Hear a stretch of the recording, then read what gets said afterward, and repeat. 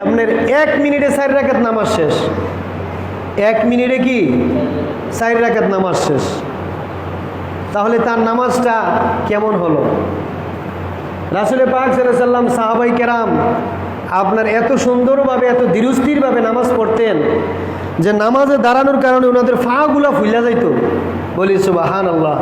নামাজে এত দীর্ঘ সময় কেরাত পড়তেন, এত দীর্ঘ সময় সেজদাতে থাকতেন।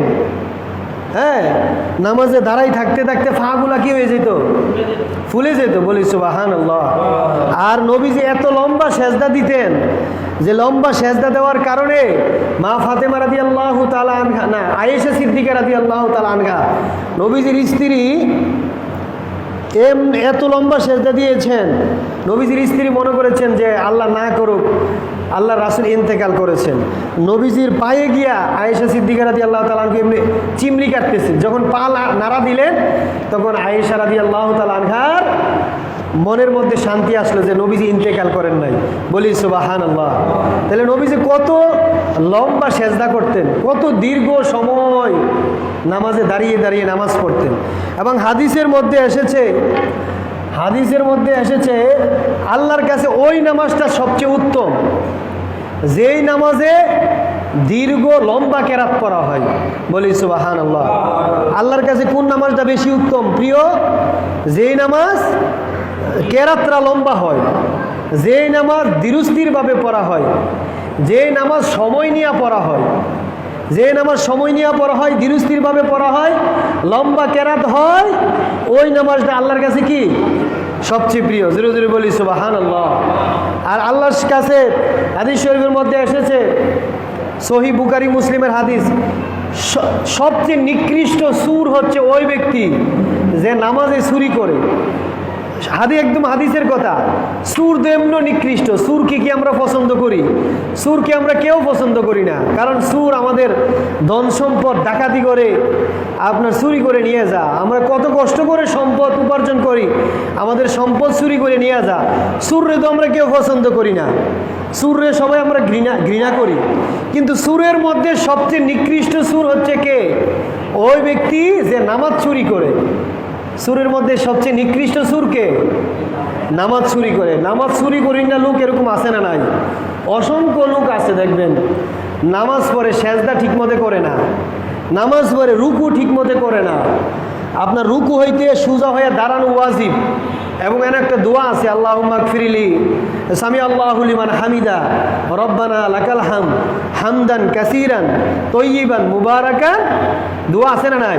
আপনি রুকুর থেকে এমনি সোজা হয়ে দাঁড়ানো, এটা কি ওয়াজিব? এটা কি কথা বলেন, এটা কি ওয়াজিব? অথচ রুকুতে আবার যাইতেছে কে সেজদা। এরকম লোক আছে না নাই? আপনি ওয়াজিব তরক করছেন, ওয়াজিব তরক করার পরে যদি আপনি সুহু সেজদা না দেন তো আপনার নামাজ হইতো না। এরপরে সেজদা একদম একবারে দ্রুত গতিতে, মুরগি যেভাবে দান খা দেখবেন, একটা দান খাওয়ার পর একটা, এভাবে দ্রুত গতিতে সেজদা, নামাজ শেষ। 4 রাকাত নামাজ 1 মিনিটে শেষ। এরকম আছে, নাম বলবো না, এরকম লোক আছে না নাই? তো এই সমস্ত নামাজ তো আল্লাহ কবুল করবেন না। হাদিস শরীফের মধ্যে এসেছে যারা সঠিকভাবে নামাজ পড়ে না, তারা যখন সালাম ফিরা, তাদের নামাজটাকে একটা এই রুমালের মধ্যে লওয়া হয় নিয়ে, এবং তাদের নামাজটা তাদের মুখের মধ্যে ঢিল মারা হয় এবং তাদেরকে লানত দেওয়া হয়। জোরে জোরে বলি নাউজুবিল্লাহ। তাদেরকে লানত দেওয়া হয় যারা সঠিকভাবে সালাত আদায় করে না, রুকু সঠিকভাবে হয় না, সেজদা সঠিকভাবে হয় না, কিয়াম সঠিকভাবে হয় না। আসে মসজিদে কোনো রকম নামাজ হইলে হোক, না হইলে নাই, হইলে হোক না হইলে কোনো রকম পয়রা চলে যা। দুনিয়ার প্রত্যেকটা কাজের বেলা হিসাব আছে, দুনিয়ার প্রত্যেকটা কাজের বেলা হিসাব আছে, যে আমার কাজটা 100তে 100ই তৈব। 16 আনা বুঝিয়া আনে, 16 আনা আদায় করে, কিন্তু নামাজের বেলা যে আমার নামাজটা, আমার সালাতটা 16 আনা আদায় হচ্ছে কিনা, সঠিকভাবে হচ্ছে কিনা, ওই দিকে বেখবর, ওই দিকে কোনো খবর নাই, ওইদিকে কি নাই, কোনো খবর নাই। তো এই খবর না থাকার কারণে কি? তার ইমান দুর্বল। তার ইমান কি? ইমান দুর্বল। যার ইমান যত শক্তিশালী তার নামাজটা তত সুন্দর হবে। জোরে জোরে বলি সুবহানাল্লাহ। যার নামাজ যত শক্তিশালী, যার ইমান যত আপনার পাওয়ারফুল, ওই ব্যক্তির নামাজ তত ধীরস্থির হবে, রুকু সে সুন্দর হবে, সেজদা সুন্দর হবে, সুন্দরভাবে সে সালাত আদায় করবে। আর যার ইমান যত দুর্বল তার কোনো আমলই সঠিক হবে না। এই জন্য ইমানকে মজবুত করতে হবে। ইমানকে শক্তিশালী যদি না করেন,